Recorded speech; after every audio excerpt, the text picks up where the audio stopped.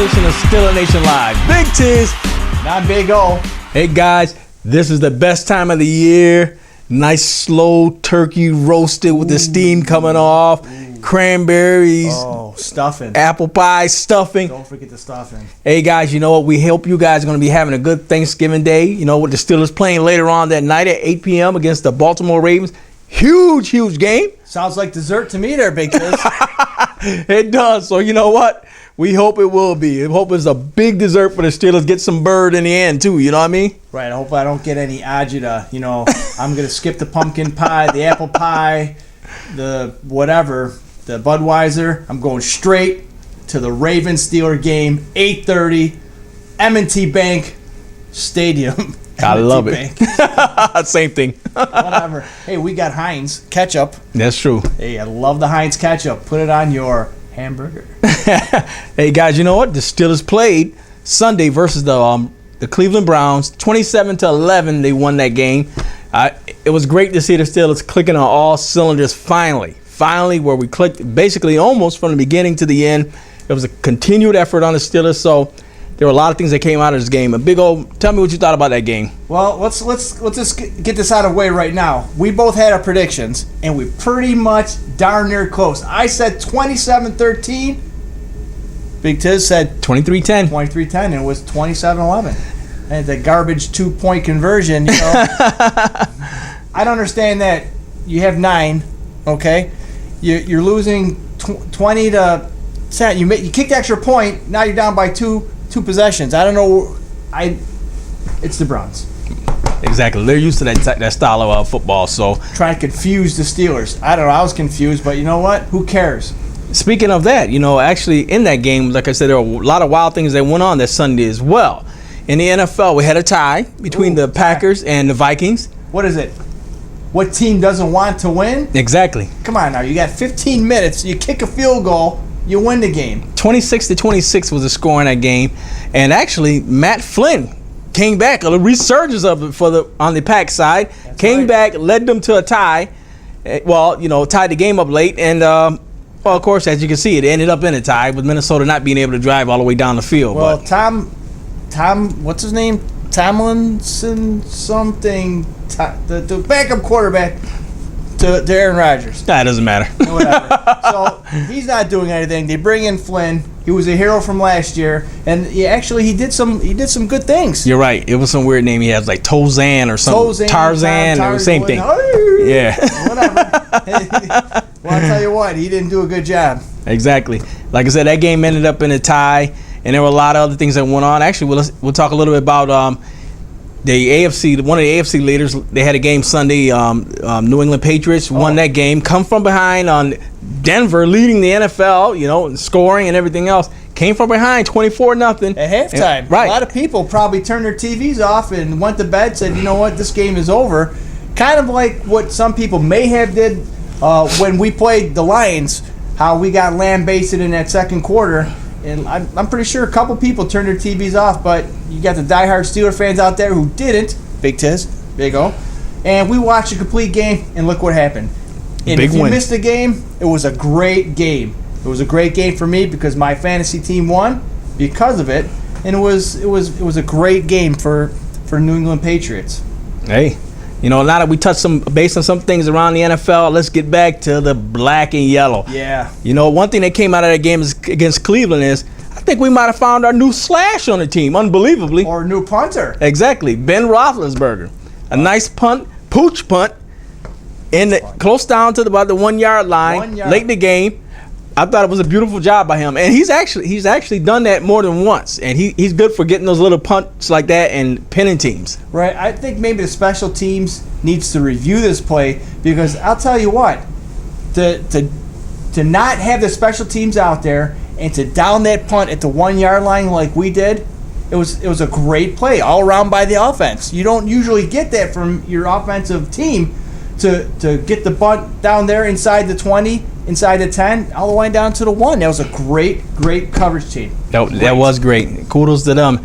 And actually, I do wish in this offseason, you know, now that we're talking about that the Steelers will trying to look into getting some reserves out there who they can get that can take punts back and take kickoff returns back because, you don't want it to be at the expense of Antonio Brown or Sanders possibly getting hurt from returning kicks or punts. Oh yeah, what was it? It's huge. Mr. Dunn, who we had at the preseason, he was the man. I checked the shows. I picked him. I love this kid. Reggie Dunn. Down to the floor, low center of gravity. You can't see the kid. You can't tackle him. You can't see him. You can't tackle him. Right? Exactly. Dude was fast. Quick, and well, we released him, and hopefully, I'm hoping during his offseason we find a way to get him back. Or early in the playoffs, or during the playoffs, because we will make the playoffs. Unbelievably, that we're talking about playoffs, isn't it? Playoffs. We just exactly. want to win a game. I love that. Love it. But you know what? Don't be surprised if you see him back there. Like you said, we cannot put Brown or Sanders in that position to get their bell rung. And now who do we got to throw the ball to? I agree with you 100%. But you can't play on pins and needles, or you got to play. But you know what? Let's talk a little bit about the win, though. The win the Steelers had, like I said, it was a great win. As I said at the beginning, the Steelers came out on all cylinders, and I mean, they were clicking. It's because of the stash. That's true. Tell them a little bit about the stash. Let's give it a little story about it. Well, here's the deal, folks. We all know what Movember is all about, and our real jobs, we really can't wear a full beard. So what we do is we grow a mustache. And since I've been growing this beautiful stash, if you could zoom in on that, we haven't lost a game yet. So I think that this stays until we lose, which, I'm sorry, hon, if you're watching the show right now, and I know you don't like the mustache, you got to do it for the team. You got to do it for... Fear the beard. Fear the stash, I guess.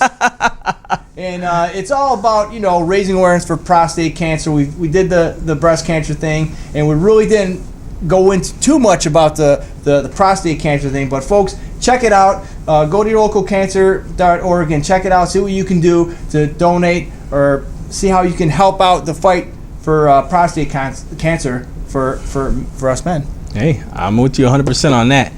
Well, one of the things in the big win against Cleveland was the fact that the offense was clicking all cylinders. Ben ran a lot of no huddle in the game, which was epic. And that's one thing Ben is very, very renowned for, is running the no huddle. And he does run it. He runs it effectively. And the thing about it is, I love it when he runs it where he's shooting quick patterns. And he's got to get that timing right down the way he's throwing those quick patterns. So he's running the no huddle now. And I guess they're allowing him to do a lot of it. And like I said, Haley, I believe his days are numbered there in Pittsburgh. Well, I don't believe so, because I think what's happening right now is that Haley's probably loosening the reins and seeing, it's kind of like, I don't know what to call it. It's not giving in per se, but it's like agreeing to disagree. Right. That I have this concept of how the offense should run, but actually Ben has this concept. But let's see what's working, and we'll go with it. And I'm not sold on Haley just throwing in the towel and giving the offense to Ben, and I'm not sold on Ben and Haley having this big riff or whatnot. We talked about this before, that when you're doing one thing for a while, and then somebody comes in with they believe is a better idea and they can go farther, and then you got to come to somewhere. Right. You got to come to an agreement somewhere, and I think this is what's happening right now. I think Haley's seeing that. Give Ben, let him, call the plays, not all of them, but the majority of the plays. Right. And I believe that's what's happening right now, and I think this is a great direction we're going in. I say a happy medium. You're right. And this is what we're gonna do. And to reiterate about last week's show, Big Ben's not going anywhere. He's not going to be traded. He's not going to be asked to be traded. Nah. So any rumors that are still continuing, or anybody talking about that. Yeah, I mean, this guy, like I said, and they even said it. They stated he's still a big, healthy guy, and he still has a couple of championships possibly left in him. So the Steelers are going to take heed to that, and they're going to try to keep him there in Pittsburgh. To let him finish out his career. Absolutely. Let's take the last 3 games of Roethlisberger's stats. Averaging almost 263 yards a game in the air, 7 TDs, and only 1 interception in the last 3 games. Not trying to jinx him, but that's pretty good stats. And you look at the win-loss column, we're winning games. Yes, indeed. And I think that has a lot to attribute, not to our lack of running, but what we alluded to last game is now the Le'Veon Bell's that dual threat in the backfield. If he's not handing the ball off to him, he's going to throw it to him in a swing and the outlet pass. And I love how we're doing more screen passes. Right. One other thing that came out of this win was the fact that the Steelers got the early lead in this game, and they didn't finally try to protect the early lead. They just kept trying to add more to it, and that's what I love. You always have to be in that attack mode. You're in that attack mode. That shows this other team that, you know what, we're going to keep going at it. We're not afraid of you. We're not, because you score and you got a little close, we're going to just keep pounding you, and that's what they did in this game. That's right. And folks at home, you're watching this, Steeler fans all your lives, and you know what the history is with the Steelers offense. We play to not lose, so we try to run the ball. We do a lot of 3-and-outs, and that's how you lose games. Right, exactly. You can't play you got to play to win. You can't play to not lose. You have to play the game to win. And I was very impressed how the Steelers came out in the second half throwing the ball, even with that big lead. And it wasn't so the Steelers are trying to run the score up, because I can't remember the last time the Steelers ever did that. But it's just to get back in the same mode that they were in the first half. Right. Is try to throw the ball, and then later on we'll get the ball on the ground when we have total control of the game. Well, one play I would like to see the Steelers kind of put off to the wayside a little bit in their playbook is the end around. Because every time they do an end around, no matter who they're playing, to me, the majority of the time, it's either a minus. Right. And, especially with our line situation is the way it is today. I mean, you can't mess around in the backfield too much, because these guys they're not going to hold their blocks on a regular passing pattern. So how are they going to do it on the end around? Right. So what they could do from the end around, people are, they're in tune to it. Mm-hmm. Let's not run the ball. Let's throw the ball. I agree. We'll hand it off. We'll run it around. We'll pull everybody up, because they're not expecting us to throw the ball, because we haven't done it all year. How about we do that, Mr. Haley? Hello. Let's. It's a thought. Exactly. So well, the Steelers they have the next 5 games coming up, and starting off this Thursday night against Baltimore, on Thanksgiving night, which is going to be a huge, massive playoff game. Basically, that's what this is. It's always a playoff. It's always a playoff match. It's a 5-star show. Why, Big Tiz? Because we're in it, baby. Because we're in it. That's right. Not just because it's the Baltimore Ravens, but every time that we play the Baltimore Ravens, it's a do or die game. It always is. They bring their A game, we bring our A game, and it just almost, I wouldn't say like as high caliber as the Cleveland Browns or Cincinnati Bengals, but the Baltimore Ravens and the Pittsburgh Steelers, there's always something that that falls off of this game. There's a result that we're looking for. It's just not another division rival. Every time we play these guys, it's a meaningful game for something. And right now, this is it. I mean, we beat the Ravens tomorrow night. We own them. Exactly. So if there ever comes a time during the division where we're tied, perhaps we own that tiebreaker. That's huge. And also that the beating the Browns are pretty much out of it right now.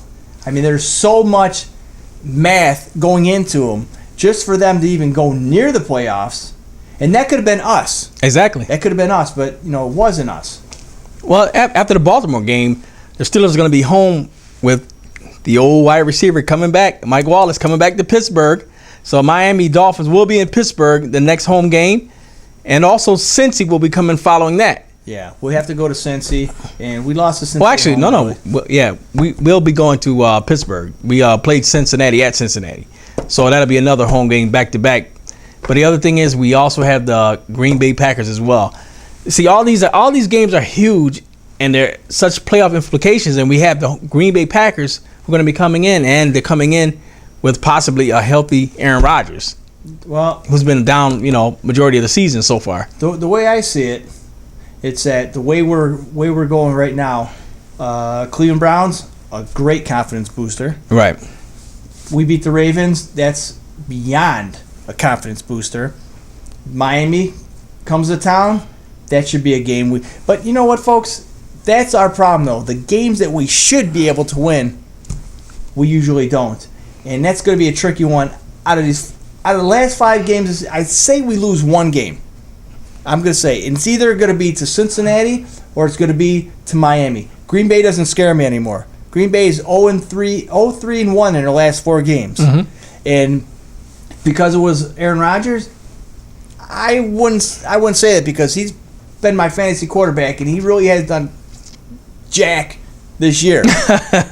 All right? So I know you had your hand on the button there, the bleep button. So well, let's hope it continues even in that way. Lambeau Field, it really doesn't scare me anymore. What scares me is not playing up to our caliber, not playing the Steeler football that we've been seeing in the past couple weeks. Right. And we're due for a letdown. It happens. Exactly. But as long as it's only one time, I don't get me wrong, Big Tiz and folks at home, I don't want to lose any games. But you're asking a lot of the Pittsburgh Steelers now. Like I was asking at the beginning of the season with 12-4. Just a little off. Yeah, 2 games. a lot of little. A lot of little. That's something I would say. You've been hanging around me too long. But you know what, folks? Don't be surprised if they lose at least one of these. And I believe if we do lose, it may be to the Dolphins or the Bengals. That's a very high possibility. And like I said, if the Steelers can play the style of defense they've been playing right now, which is another good topic right there with the defense.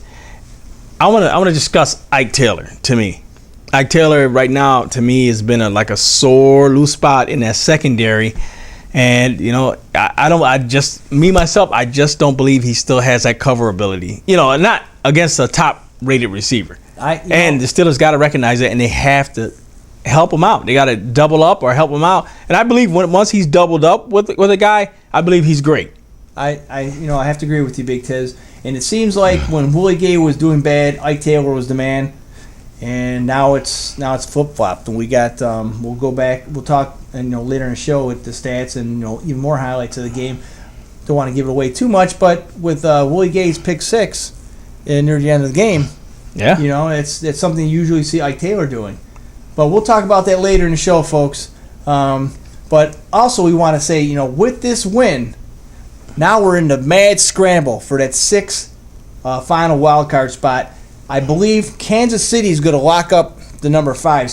I think you're 9-2 or whatever the record is. Right. I think that's a pretty much lock for the 5th playoff seed. There's the Raiders, the Jets, the Dolphins, the Steelers, the Titans, all bunched up with that 5-6 record. From what I've seen of that, the Titans right now are in that 6th spot with the Steelers right under them. Yeah. So like I said, if the Steelers continue to win, especially these big games like this Thursday night, I can see the Steelers by the end of this weekend coming up being in that spot. But you got to remember, because if it's between us and the Titans, they own the tiebreaker. Right. Which we cannot rely on other teams. We have to do it all on our own.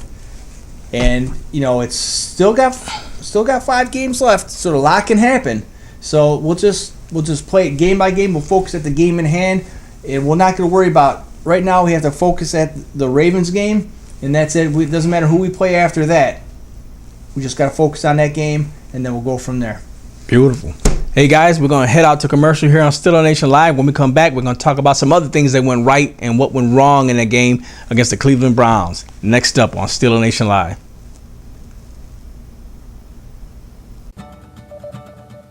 Uniform Express, located on 1408 Buffalo Road, Rochester, New York, for your police, fire, or EMS supplies.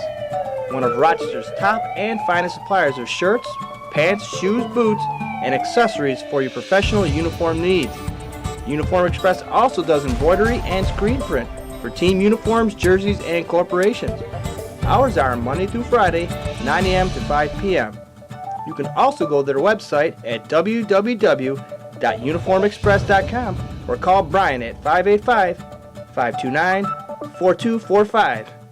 That's 585-529-4245. And let Brian know you heard his ad on our show, Steeler Nation Live.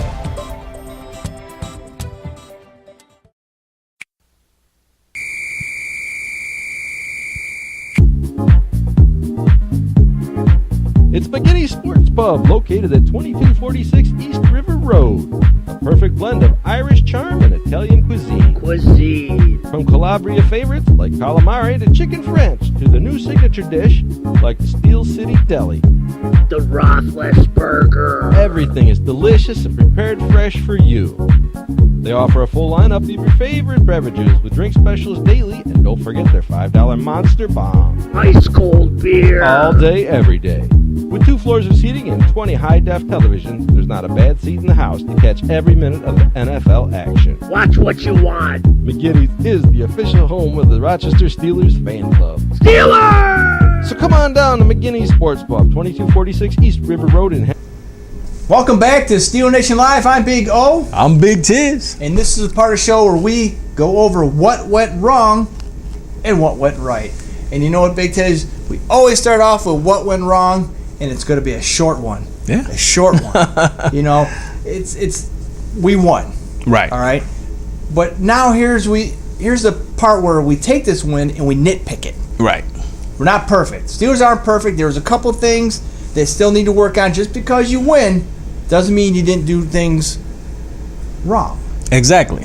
So, Big Tiz, let's start us off with a few things that went wrong. There's only a few things, not much.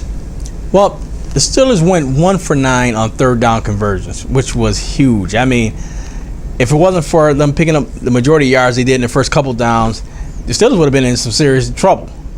So they have to work on that third down conversion rate. And I also did notice on the defensive side of the ball, we're getting better at trying to stop third down, but sometimes a lot of teams are having success on us on third down, which is keeping drives alive. So the Steelers have to work on that as well. So there's a third down conversion rate on the offensive side of the ball and the defensive side of the ball for the Steelers lately have been very, very, very out of sync. Right, and the defensive scheme was pretty good, pretty much on the mark. Mm-hmm. We did great. We'll get into that. What went right, but also with the coaching staff, the offense still seemed a little shaky. Right. I think that's what we alluded to earlier in the show, where Haley's kind of releasing the reins to Ben, let him call more plays than what he normally would do. Right. And I think that it's a transition, but trying to get back into doing what Ben does, and Haley trying to oversee what he's doing. So I think that's pretty much it with what went wrong. I mean, you know, you could really sit back and nitpick what this play and that play or whatever. Well, they still are having issues with the running game as well. I mean, it worked in this game and it looks stronger in this game than it has in past games, but the fact is the Steelers still, I don't even believe that Le'Veon Bell got 100 yet. Not yet. He got 93 against the Ravens, I believe, last time we played them. Right. That was close. But another thing that may have hit the what went wrong is we did that 4th and 1, and we didn't get it. And I believe we didn't get it because it was a poor spot. Tomlin challenged, and still, I don't know what they were looking at. Right. But, you know, you take being a Steeler fan out, throw it out the window. Being a football fan, he made the first down. Dwyer made the first down. It was first down. Right. But, you know, it's what it is. You gotta, like you said, you gotta live with the hand that you're dealt. So, you know, you gotta not put yourself in these positions. And like I said, the running game, even before this, they're still having issues picking up a yard when it's like 3rd and 1 or it's 3rd and 2.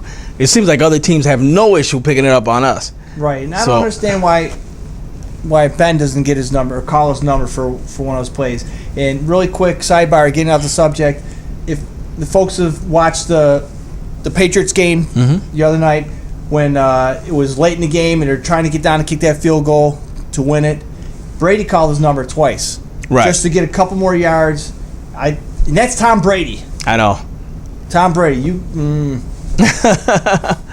a guy who I'm not a big fan of, but I mean he does what he does what he has to do to win a game. That's the guy who always gets tackled and looks at the referee for a penalty. Yeah, he's been noted as being the biggest whiner in the NFL. But you know what? If he can call his number, I think Ben could. All right. Big guy. Let's get back to Big Ben. You know what? 22, 34, 217 yards. I mean, not that impressive, but it was enough to get by for a win. Right. 2 TDs. Yep. And the big goose egg there, Big Tiz. Yep. 0 INTs, which is huge. Like I said, within the last couple games before, you know, going down near the beginning of the season, he was having problems with getting picks or just throwing picks anywhere. It seems like he was just throwing it away and he was throwing picks. And the thing about it is now he's been playing some straight games where he has maybe 1 or 2 picks, which is huge for Ben. Right, and not to mention the running game, I wouldn't say it was non-existent. We had 86 yards total on the ground. Right. Once again, no fumbles. So that's huge as well. The pass defense, I mean, you look at the numbers. You look at Josh Gordon, 237 yards and 2 TDs. You look at that and you're like, wow, holy cow. But you know what, folks? A lot of that was in garbage time. Right. And like we talked about earlier before the show, that when you have a secondary that's not playing up to their standards, and now you're playing a soft zone, you're going to give up a lot of yards. Oh, yeah. So don't be misled by, and not to take nothing away from Gordon, you got to catch the ball. You got to be able to run and catch and do the routes. But when you got that soft secondary, giving up the yards, you can't really expect too much, but high numbers in the passing yards. And also forced 4 turnovers, Big Tiz. Now this is the Steelers defense. I don't want to say necessarily of old, but this is the Steelers defense that people expect to see on a daily basis, on a game-to-game basis. We always led the league in takeaway and turnover and everything. ratio. Yeah. But this is now what we're seeing to do.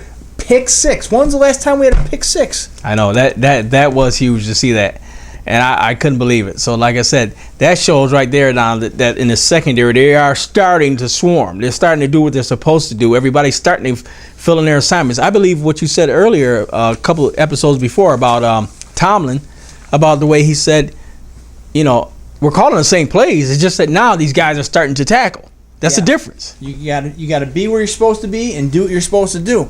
And then look, hey, guess what? Things happen. You win games. You make the tackles. You make the catches. It's not rocket science, folks. It's just trying to get these guys to do what they're doing on a daily basis. Well, the other thing is, like you said earlier, the Steelers didn't just sit on the ball when they got the lead or when the game was kind of close. They just kept pounding. They kept pounding, and they kept looking to score. That's a big difference. That's when you can see the eye of a killer, as just like the New England Patriots. To me, the New England Patriots, they could be up by 35. They're going to keep trying to score. Right. Because you know what? And I give him credit. Belichick, he says if the game clock is still running, then we're supposed to be playing football. That's it, 60 minutes. Yeah. You play to win. Play to win, 60 minutes of football. Exactly. And it showed, we keep on getting back to that Broncos-Patriots game, 24-0 at half. You can't give up. You got to play 60 minutes. Exactly. Or you have to play 60 minutes. And you never know what the outcome's going to be. You got to be in it to win it. There you go. That's it. And speaking of turnovers, Big Tiz, we did not give up the ball. Huge. In comparison to last time we played the Browns, it was like Christmas. It was like, pretty much. It's like, here, you want it? Here you go. Give away the season. You Give away everything you worked for. You throw the ball to them. It was like, woo. Yeah. It's like, we don't, and we almost won that game too. Still, yeah. Yeah, you throw that late interception. I don't know. Well, one of the last things that actually went right in that game for the Steelers was the fact that we controlled the game. We controlled most of the game with the short passing and the run game. Because like I said, if you're clicking with that short passes, that's almost as good as a run. Right. So if you're picking up 4 or 5 yards here and then you're picking up 4 or 5 yards on a run, obviously you're going to move down the field and you're going to have easy scores. And that's what happened with the Steelers. And what also I'm seeing with with Ben throwing the ball a little bit more than usual, that is passing to set up the run. Usually, my theory, run to set up the pass. But I think the Steelers are using the pass to set up the run because that's what happened perfectly against the Cleveland Browns. Throw, and then late in the game, we started running the ball, controlling the clock, and Cleveland didn't know what was going on. Yeah, there you go. Well, we had some stats coming out of this game with the Steelers versus the Browns. And Big O's going to run down some of the stats from that game. Like I said, the Steelers had a well-rounded, balanced game for them. So we're going to run that down. That's right. You look at the total yards. The Cleveland Browns had 367 total yards against the Steelers, 302 yards. Right. And we alluded at a couple minutes ago, pretty much junk passing yards, garbage passing yards. Not to the Cleveland Browns, but to us, the way we look at it. The penalties, unbelievable. Were the referees even there? 4 total penalties. That's huge. Now, we're Wow. talking Steelers-Browns, conference rivals. Okay, there's got to be some kind of trash talk. There's got to be something going on to get some kind of personal foul or whatnot. 4 penalties, folks. 18 total yards and penalties for the whole game between That's huge. 2 teams. That's huge. It's unheard of. And the Browns aren't the smartest team in the world. And we have our issues on the O-line with, stupid penalties. But was it either great self-discipline or were the referees looking the other way? Did somebody glue the flag to their pockets or whatever? I think that was. Don't get me wrong. That's great team effort. Right. With no penalties. Turnovers. Pittsburgh 0. Cleveland, we all know, had 4. And when you look at the stats and you see the red flags are popping up, granted, you're not going to win a game when you give up the ball 3 or more times. You know what I'm saying? And not only did the Cleveland Browns give up the 4 turnovers, we capitalized. We scored off a couple of those. We got the pick 6, and I think we had 17 points off of turnovers. So, and also the time possession, we're getting good with that. Even though we passed a lot, like you said, Big Tez, it wasn't the big long bomb. It's a short, how you say, dink and dunk. There you go. And that runs time off the clock. It's just like a small run play. You just got to make the catch, and the clock still goes tick tick tick tick tick. Almost 34 minutes for the Steelers to 26 minutes for the Browns. And I mean, when you control the game clock and you're winning and you got the lead, chances are, Big Tiz, you're gonna come out a victor in this. That's true. Like I said, the numbers speak for themselves. Antonio Brown, 6 receptions for 92 yards, 1 touchdown, which he beat the Cleveland Browns' best defensive back. And Sanders, 6 catches for 52 yards and a touchdown. Like I said, these guys, they're like bookends of each other. Same type of receiver, same size. Antonio Brown, actually the more explosive of the two. But Heath Miller chipping in as well. 5 catches for 41 yards. Yeah, a little chippy there. Starting to, just like the little, coming back to what got us to where we were at. Heath Miller. I mean, give Wallace a break, give Sanders a break, give Cotchery a little break, get a little outlet pass to him. Exactly. Get him involved in the game. And for the Browns, we had Wheaton, 12 of 30 for 209 yards, 1 touchdown, 1 interception. Not bad numbers. I mean, he came into the game a little later and was booed actually during the game. The early part of it. But he gave some good drives within there. I mean, what he could do. Yeah. But Jason Campbell came in twice, got hurt twice. Finally right. couldn't hack it anymore because the Steelers were putting a lot of pressure on the defense, which gave them headaches. Exactly. And like we said before, the garbage yards at the end, I don't think the D line was putting that much of a pressure on. I don't want to say anything bad about. Well, it, but there's a lot of guys on that defensive front now that are starting to gel. They're starting to get in their position, especially Hayward. I've been noticing a lot of him starting to be around the ball, starting to pick up loose balls, starting to hit balls down. So the Steelers' defensive front is starting to get pressure, which is huge for the Steelers. And let's not forget, second straight game we were without Lamar Woodley and Brett Kiesel, two of our prolific pass rushers right there. So Jarvis Jones stepped up, played a great game. Lawrence Timmons played a great game. Yeah. McClendon was playing a great game, blocking up the center until he got hurt and had to leave. But we'll talk about that in a few minutes, an injury report. But it's starting to gel. Even we talk about this all the time. We're not rebuilding. A lot of people get the misconception that the defense is old. We're getting new players and we're rebuilding. No. We're not rebuilding. We have the players. We have the people to do the job. It's just they got to come in and do the job now.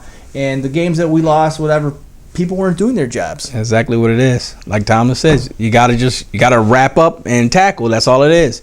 The defense for the Steelers: 5 sacks, 4 turnovers. Huge defensive effort in this game. You gotta love what the Steelers are doing right now on defense. The Cleveland Browns, I believe they just had, I believe it was 1 sack, or did they have a sack? No sacks. No sacks. No sacks. Huge.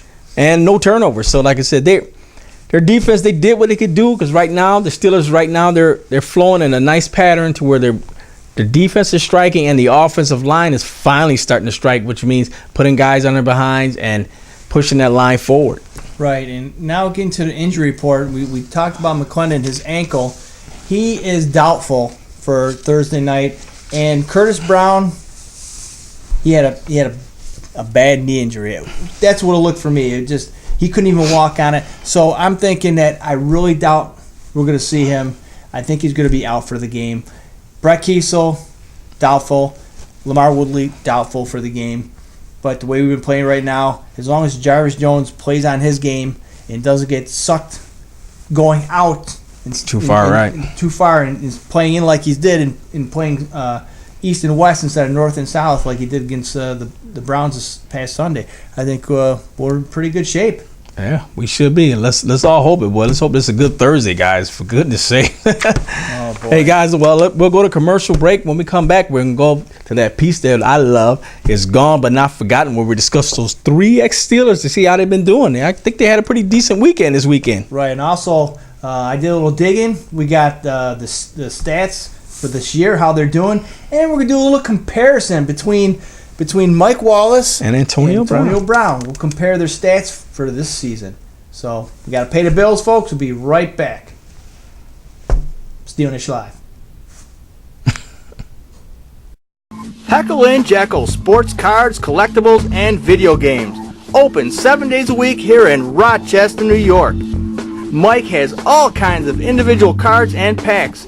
Baseball, football, basketball, hockey, Pokemon, Yu-Gi-Oh, just to name a few.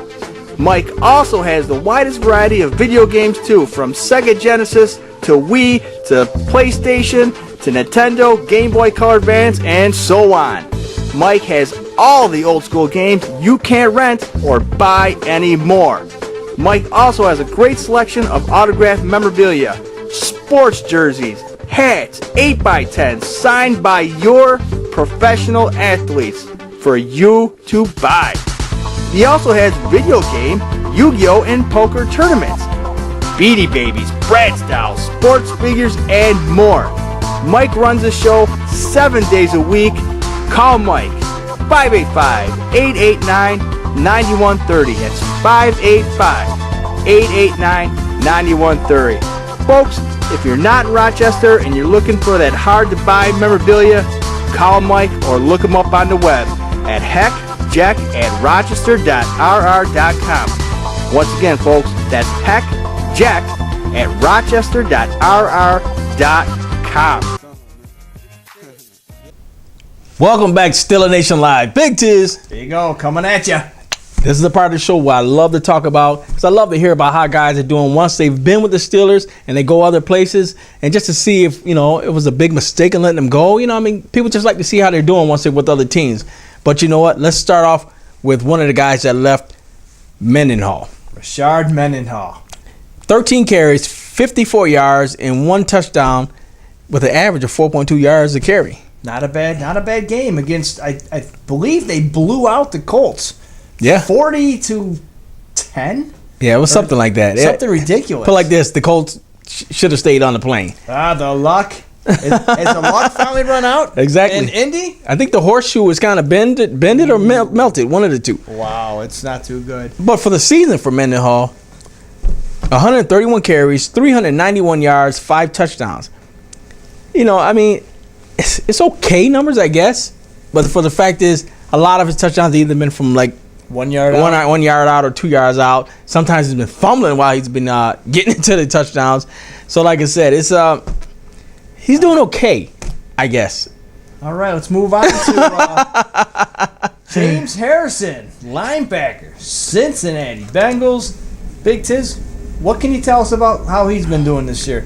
We all know the Bengals had a bye, so he didn't have any playing time Sunday. So what can you tell us about his season stats? Well, Harrison, he had, through 11 games, 26 tackles, 2 sacks, and 1 interception, which he had just recently. I believe just last Sunday he had that 1 interception. But for the fact is that he's been doing okay. It seems like this is all I'm doing right here, saying they're doing okay. Well, I can't even say okay for Harrison.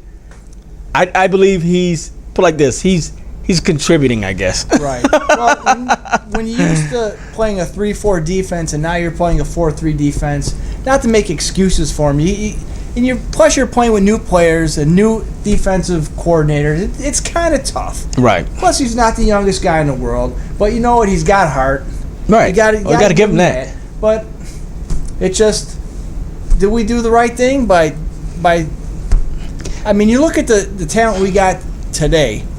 Younger talent, not up to the caliber of Harrison because why? Harrison's been around for a while. Right. He's got those games. He's got those years underneath the belt. You got to give these guys like Worlds. You got to give Timmons. You got to give these guys Sylvester Stevens. You got to give these guys a couple more years to get in the system, Dick LeBeau's system. You got to give him a chance. Right. And like you said, he's playing a different position from what he was used to in Pittsburgh and where he was rushing on the outside. Now he's more or less playing like a outside type, middle linebacker type position with the Cincinnati Bengals. And, half the time he's really not in the game, to be honest. But, he's been contributing. So, and the guy's a great spirit. And like I said, I would like to see him retire as a Steeler, even if he came back later on for, which would have to be less money. I wouldn't mind seeing him back in the black and yellow. Yeah, even if we would have kept him on and he didn't get the playing time, just to have him on the sideline, because he's no nonsense. Exactly. And he could grab these younger guys and he can mold them and he can mentor them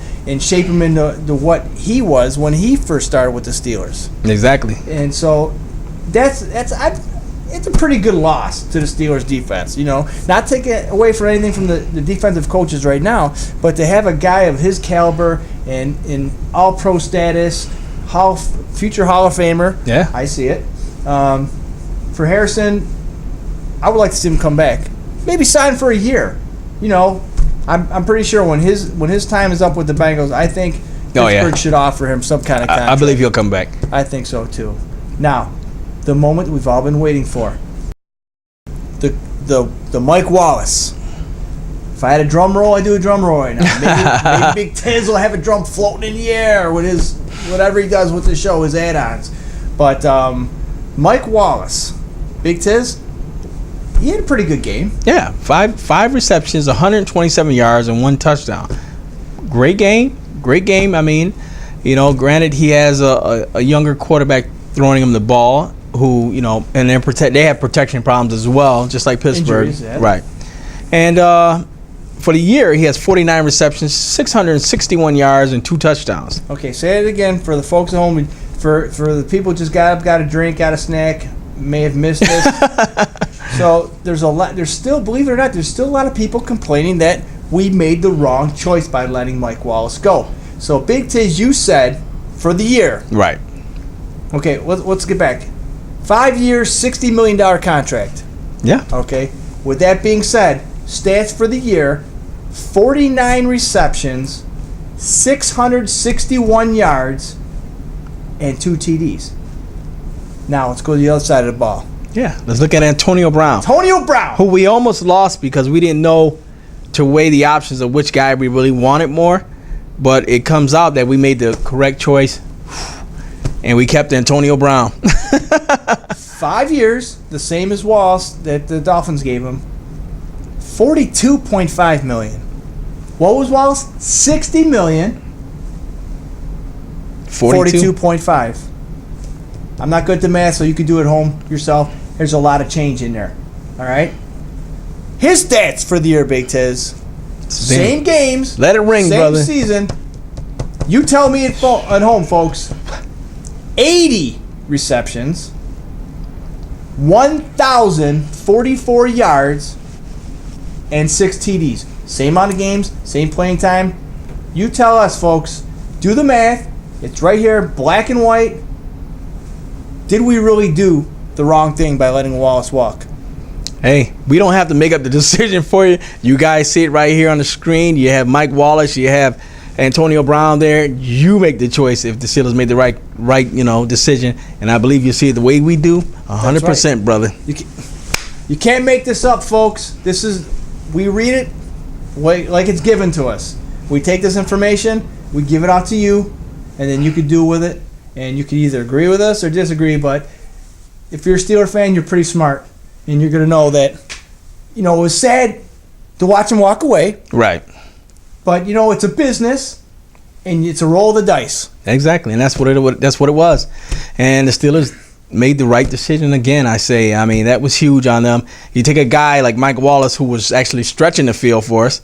Right. And, making big receptions, but Mike Wallace drops the balls a lot. And he was doing that a lot in Miami. He was dropping surefire catches. He would drop them across the middle, or he just wasn't where he was supposed to be. Right. And now you got Antonio Brown, who snags anything out of the air that he can get. You know, Pretty just much. just reminds me of Mr. Miyagi and the Karate Kid with the chopsticks. You know what I'm saying? Grabbing it right out of the air. That's what I'm talking about. Hey guys, you know what? nothing. Like we said, that was gone but not forgotten. We're gonna go to commercial break. When we come back, we're gonna preview the next game for Thursday night versus Thanksgiving. the who? The Ratbirds The Ratbirds. What? in Baltimore. In Baltimore. Wow, I can't wait. Next up on Steeler Nation Live. If you're looking to buy or sell a home, look no further than Dan Powell. Dan knows that buying or selling a home is one of the most important things you will ever do. Dan wants to make that experience as smooth and successful as possible. Dan's extensive expertise in the real estate market will benefit you whether you're looking to buy or sell a home. Once Dan knows what you want, he will work tirelessly to find the right home for you because no one should compromise when it comes to such a huge purchase. Whether you're looking for homes for sale, moving resources, or even mortgage information, everything you need is right here with Dan. Dan will always be available for personal service by phone or email, so feel free to contact him with questions at any time. So when buying or selling a home, don't get frustrated or throw in the towel. Just call Dan Powell at 585-704-8324. That's 585-704-8324, or email Dan at dan@rochhomefinder.com. That's Dan at ROCHOMEFINDER.com. Welcome back, Steeler Nation Live from Rochester, New York. Not Pittsburgh. Rochester, New York. I'm Big O. I'm Big Tiz. And this part of the show, Big Tiz, we're going to preview tomorrow night's game against the Baltimore Ravens in Baltimore, Maryland. And from the weather report, it's going to be really cold, but they're calling for this big nor'eastern. Right. Nor'eastern. A big snowstorm, whatever. And it's supposed to be accumulating all this snow. We really haven't seen too much in Rochester. It's supposed to hit the northeast coast, so we say nor'eastern. So the weather report's not really calling for snow, but I don't see that happening. It's supposed to be really windy and cold, and no snow in the forecast. But if you're heading out to the game, bring your drumstick, bring your winter hat, bring your mittens. It's going to be cold. 8:30 game starting, and you know what? We both had convincing wins because the Ravens and the Steelers. I wouldn't call them formidable opponents. You got the Ravens playing the lowly Jets, the Jersey Jets. Right. I think you need to bring back Tim Tebow, at least with him on the sideline with always praying. I think they squeaked out a couple games because of that. But I mean, we handed the Browns a convincing loss. Right. So it's just there's a lot of things. We talked about it earlier about this sixth and final wild card. Let's see, the Jets and the Dolphins lost. The Titans and the Chargers, they both won. So it's going to be a dogfight between the Chargers and the Chiefs to get that fifth spot, and we're gonna be in a huge dogfight because there's so many teams right now that are all bunched up for that sixth and final spot. Like I said, we got 5 games left.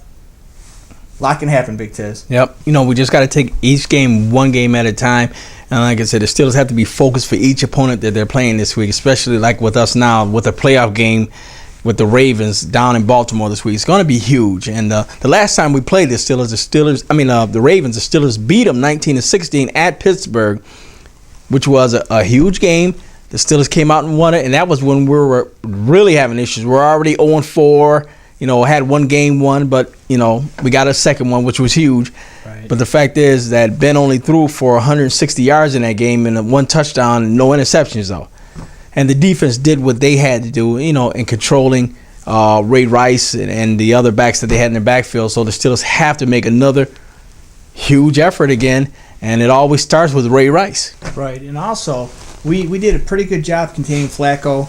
He only had 215 yards. He had 1 TD as well. It seems that if you look at a mirror, okay, the Steelers and the Ravens, they a mirror image of each other. Each game, it's either one quarterback does good, the other one does good. One does bad, the other does bad. And that's why it's really not that big of a dogfight. Right. That a lot of people perceive this game as, it's a lot of hard hitting. I'll grant you that. But it's just that when you know somebody so well, and not the fact that you know what they're going to do, it even goes a little step further than that. You can second guess what they're going to do if they're not going to do what you thought they were going to do. So if they're not doing this, they're going to do that. And they're usually right on the money with both teams. That's why the scores are only below 20 points. It's not to take away from the caliber of play. It's just that when you play each other so often and you both have the same style, it's really, really hard to pick who's going to win this game. You want the Steelers to, but that's why these games are always so close. And just the thing about it is that game, Flacco threw to 9 different receivers. Now, you don't see that often. You got your 1, 2, 3 receivers, tight end, maybe a running back out of the backfield. Right. But you don't usually see a quarterback throwing to 9 different receivers. And that tells you that when the running game stopped and the passing game's not there, you got to do what you have to do to try and win ball games. And I think we can shut these guys down. Well, one of the main things that the Steelers have to do against the Ravens to win this game is first of all, it all starts with controlling Ray Rice. And Ray Rice, he's been having a hip flexor type issue majority of the year. And he's still, I don't really believe that he's over it. Granted, he had 100 yards in a couple games earlier. But the fact is that I don't think he's really fully recovered from it yet. But the Steelers have to control him. If they can keep him around to like 45 to 50 yardage type of frame of game, I believe the Steelers should have success, because once you stop the run, then the Steelers have to hit Flacco, and they have to hit him hard. He has to always feel that presence of the Steelers around him when he throws the ball, because this guy gets very jittery feet. Oh, absolutely. And when he gets jittery feet, he's not on target. And so he'll throw the ball. That's the majority of the time when you've seen the Steelers in past games when they beat the Ravens, is that they always kept Flacco wondering if he's going to get hit, or they had people around him. Right. Now, the thing about the passing game for the Ravens is you have Jacoby Jones, you got Torrey Smith. These guys are huge. Mm-hmm. These guys aren't your normal receivers. We're talking 6'4", 6'6" receivers. And you're almost talking Megatron type right, exactly. stuff. And it's not, don't get me wrong, folks, they play in the NFL for a reason, but they're not that great of route runners. Right. And how they beat you is, number one, it's not their speed, it's their size. And what happens is Flacco, look at the game, look at the tapes, review it. Flacco throws the ball up. Right. And that's all it is. He throws the ball up. So, how can we counter this, Big Tiz? Easily. We talk about this all the time. You have to bump these guys at the line. You bump them at the line, get them off their route. By the time that happens, we have these young guys in the backfield. Timmons. We got Jarvis Jones. Lamar Williams is healthy. Brett Kiesel, he just gets back there. Might not tackle anybody, but he's back there. Right. Just his presence alone. And that's how you stop the passing attack. Shut down the run. Shut down the passing attack. And what's going to happen is, all he's going to do is, just throw the ball 1, 2, 3 yards over the line to the tight end, or the receivers aren't going to be going long for these long passes. We got to contain them. And I think it's going to be possible with the way the Steelers have been playing, the defensive line stopping the run, forcing the pass. I think we can do that. Just hit the receivers at the line. Exactly. Slow them down. And Flacco, he can throw the ball up. And guess what, folks? That's when you get the interception. Exactly. And also, you have to realize that the Ravens are also missing the big piece of their puzzle, what they had when they won the Super Bowl last year, Anquan Bolden. Oh. And Anquan Bolden was their study receiver. He was that guy that could snag that ball even with a hand in there in a way. Right. He had great hands. And you won't find that from some of the other receivers for the Ravens. These guys, they can catch the deep ball, but their hands aren't as good as Anquan Bolden was. Yeah, it's all a jump ball. And you can't give Flacco time to throw the ball up. He's not one of the most accurate passers. Exactly. He's smart. He's a very smart quarterback. He doesn't need to be to have the pinpoint accuracy, the tight spiral of the Terry Bradshaws, or when Ben's on his game with right. a nice strong throw, but he just puts the ball up and it's a jump ball, just like a basketball game. And he knows that our quarterbacks and our safeties don't have the height. Exactly.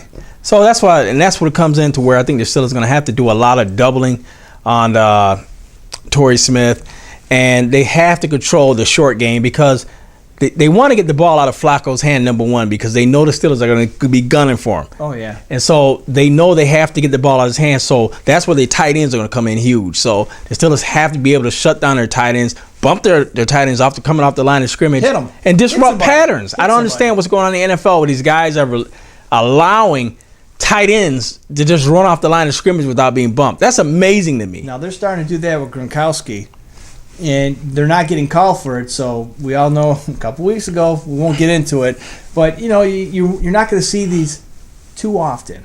Right. Just get in his face, get in his way, or whatever, and don't be suckered in on the play action. And we've done that in the past, and I think we're getting a little bit smarter on that. Let them hand the ball off. Don't get suckered into it. Right. Let them hand and just stop them at the line. You don't have to go full board to try and get him in the backfield, because when a team does play action like the Ravens do, and then you have the outlets to the tight end, or you do the play action and he just throws the ball up. Okay. And that's one way. Don't overcommit. So what do you think on the Steelers' offensive side of the ball that they have to do to win against the Ravens in this Thursday night game? And I believe a lot of it has to be with Ben getting the ball out of his hands as well. Right. Because they're going to be gunning for Ben as well, because they know that Ben doesn't rattle as easy as Flacco, but the thing is, you want to try to disrupt things. You want to just try to disrupt where you're always in the backfield, where you first forcing the Steelers into making dumb mistakes. So and plus they have the home crowd behind them, the weather. And these are things that the Steelers have dealt with in Baltimore for years, but the fact is that's their MO with trying to beat the Steelers, is trying to disrupt Ben, trying to get them into bad pass patterns, and they want to try to keep the tempo of the game, like you said, at a low scoring game, maybe like a 10 to 13-ish type game, which they hope in the end to play out into their favor. Right. What I want to see is a single set back, Le'Veon Bell. Let him blitz, let him rush, and use Bell as an outlet. That way, once the Steelers start throwing the ball to Bell, that takes a linebacker off the pass rush, and he's going to be keying on Bell. Well, what happens there? You got Bell going to the outside. You got the linebacker going to the outside. Right. What does that do? That frees up the middle for Heath Miller to do his little slot run, or Kotchery, or Sanders, the same thing. And also, let's throw a couple deep balls. If we score, it's awesome. Just to open up the offense. I agree exactly. But we can't get away from the no huddle offense. We can't do that. And I'm blue in the face here, big kids. Let's do more no huddle and a lot of play action. I tell you what, we're gonna beat the Ravens. Right. And let's eliminate the 3 and outs. Let's play to win, not play not to lose. Exactly. Big O, what do you look at as a score in this Thursday night, Thanksgiving night tilt at Baltimore? Right. And you know what, Big Tiz? I wanna say a high score. Right. I want to be able to think that this offense is still clicking. But against these Ravens, I'm going to say 17-13 Steelers. I like it. 17-13 Steelers. I'm going to go out on a limb and say the Steelers finally go out on an outburst and show everybody that they're for real. And when I say for real, I don't mean like for real like they're this upper echelon team. I mean for real as saying, you know what, we're coming around. We're doing the things that we need to do to win games. I'm going to see Ben doing a lot of dink and dunk in this game, a lot of short yardage type plays, and Le'Veon Bell maybe 70 yards in this game, but a good 70 yards. But I can see the Steelers possibly winning this game. I'm going to go out on a limb saying 24-17. 24-17 Pittsburgh. Big Tiz. Oh, of course, Pittsburgh. Hey, you got to put that in there. You don't want to make a mistake. Put a stamp on it. Douche. Yep. So you know what, guys? There you have our preview there for the Thursday night game versus the Ravens. We're going to go to a commercial break. When we come back, we're going to give you Big Tiz's and Big O's final thoughts for the night on Still a Nation Live.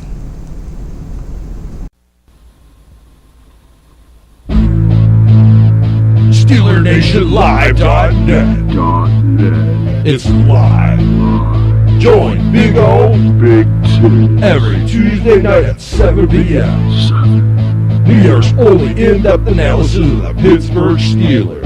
Black and Gold, Game review, game review, injury report, injury release, releases, who got fired, fantasy stats, fantasy football, rumor, anything and everything you want to know about the black and gold. SteelerNationLive.net.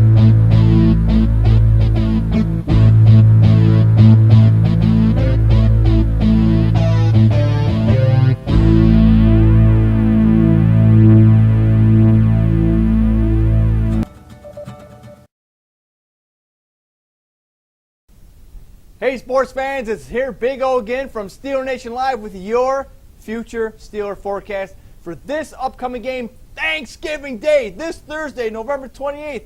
I'm going to be eating, I know you will be, and here's the dessert. Pittsburgh Steelers taking on the Baltimore Ravens in Baltimore. Here's the weather. High 37, low 30. It's an 8:30 game, so you can just throw that 37 degrees out the window. It's going to be cold.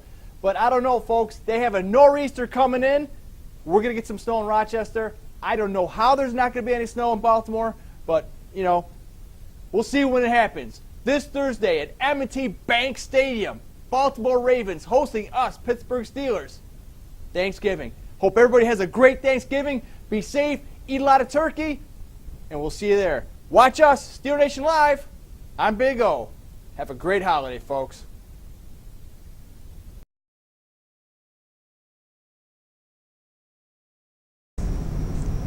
Welcome back to Steeler Nation Live. I'm Big O, I'm Big Tiz. and this is part of the show where we do our final thoughts.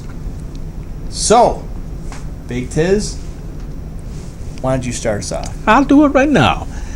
You know what, guys? This is the part of the season where the Steelers are making that turn, and they have to make that turn. They have to go down to Baltimore, and they have to show the Ravens that who's boss in this division, and it's not them. The Steelers got to start off by, like we said, doing a lot of things that they need to, and taking each game in essence to being one game each. Don't just look beyond that, saying, okay, we got to win these 1, 2, 3, 4 games. Take each game and dissect that game, and the Steelers can win it. They have the tools to win it. They show that they have the tools to win it. There's a lot of games earlier in the season where the Steelers could have won, and they didn't. Now they seem like they're trying to make that transition into winning the games that they should win and winning the games who nobody thought they could win. That's what I'm looking for these Steelers to be. Be that team that could do it and show that you can do it. Be a team about, championships. Look at the banners when you walk down the aisles coming out to that field. Look at the trophies. Look at the mystique of the Steelers. These young guys learn from that. Look at it, and know that you can be a part of that. Be a part of a team that went 0-4, the first team in history that went 0-4 and came back and won the whole thing. I'm looking for you young guys to step up and be the new Steelers of the new era for the Steelers starting in 2013. Let's put a stamp on it. Let's do it right now.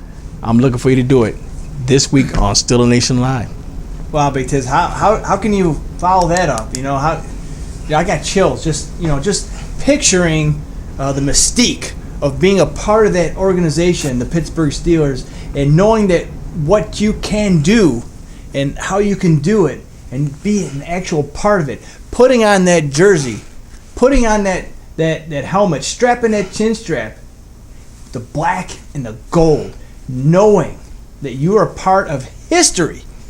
Now, there's 31 other teams out there in the NFL, and they've all have their own je ne sais quoi. Wow, that's pretty good, isn't it? You know what I'm talking about, you French-speaking Canadians out there who are Steeler fans? You know what I'm talking about. To put on that uniform, just me being a fan, it's just awesome to be a Steeler. Not everybody could be a Steeler fan. That's true. It's got to be within you. It's got to be in your blood. But enough of that. Now, getting back to what Tiz was saying a couple seconds ago, that's right. We need to focus on this game in hand. One game at a time.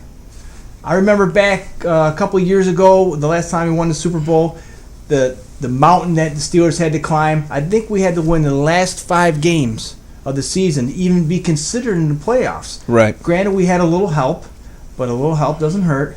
And I do recall that I believe these games are all on the road. Didn't look good for the Pittsburgh Steelers. We came out strong, and then we just fell apart. And it was like, this is what we need to do. It's true, folks. Same thing, almost the same thing this year. But we have to focus and get all our issues on the game tomorrow. One game in hand. That's it. You focus on that. So now your center of attention is on that game, and you can have a better chance to win that game. And the games down the road are going to be there. They're not going anywhere. You're not there yet. So it doesn't matter who you're going to play next week, who you're going to play in 2 weeks. We got to focus on this game. How are we going to beat the Ravens tomorrow night? Why are we going to do it? Because, like Tid said, we are the elite of this division. This is our division. We were here long before the Baltimore Ravens were. We own this division. We've had since 1971, 1970, and this is our division. Granted, it's been a tough battle this year, uphill climb, but you know what? That's when you appreciate the wins more. You know, everybody can be happy with a gift handed to them. That's great, but it means more when you earn it.